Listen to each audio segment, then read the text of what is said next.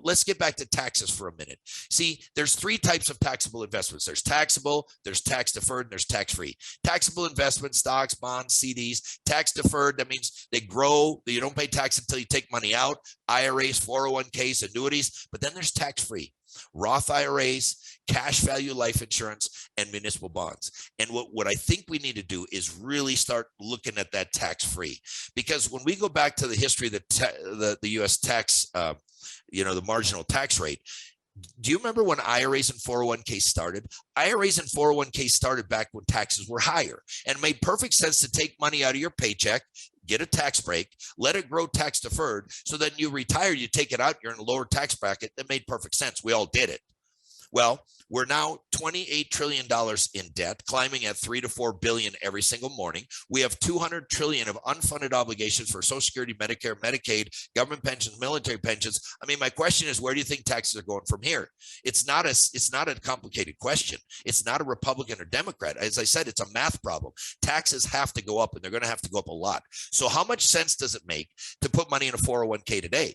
Oh, yeah, I'm going to put money in a 401k. Tax rates are real low. I'm going to defer those babies until tax rates go up, and then I'll take it out, and then I'll have to pay higher taxes. That makes no sense. So what I would do is talk to my clients about tax diversification. So let's start having that discussion.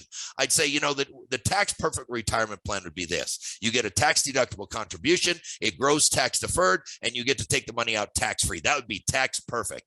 Well, that doesn't exist in America. You get to pick 1 and 2, or you get to pick 2 and 3. So you can pick tax deductible contributions and grow tax deferred. That's your IRA, your 401k, your profit sharing. Or you can give up the deduction, but you get tax deferred accumulation and then tax free income in retirement. That's the Roth IRA and cash value life insurance. Now, all I'm saying is, doesn't it make some sense to have money in both buckets? And so here's the conversation I would have with the client.